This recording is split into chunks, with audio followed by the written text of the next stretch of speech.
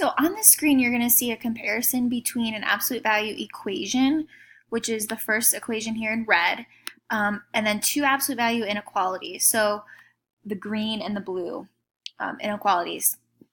So what I wanted you to recognize is that I have boxed in all but this blue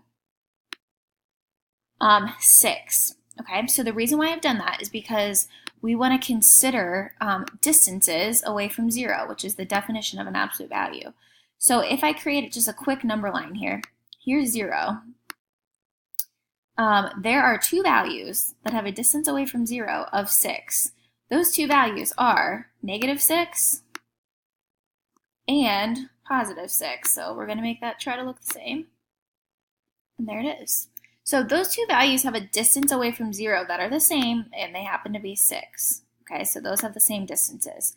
So the reason why I have those two boxed in, or I'm sorry, the 3 of them, for the equation and the two inequalities is because we have to consider both 6 and -6 because those distances create a true absolute value, either equation or inequality.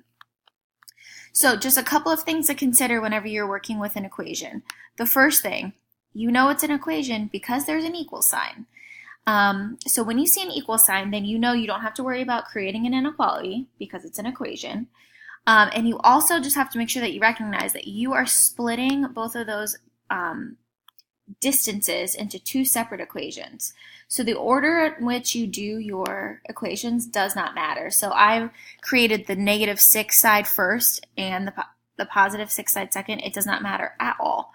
You just have to make sure that you have two separate equations. So isolate the absolute value, find the values that have the distance away from, in your case, 6, and then split those into two equations and solve.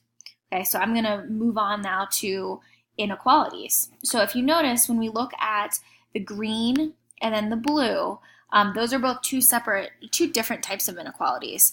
And again, we're getting that from the inequality sign. So right here in the green, if you look, this is a less than sign, so that's going to become an and inequality. When it's an and inequality, whatever's inside of the absolute value is going to be in between your distances, which in our case are -6 and +6. On the flip side, if you look at the blue over here, the absolute value of x plus 2 is greater than 6. Greater becomes an or inequality. So that basically splits, just like your absolute value equation, into two separate inequalities.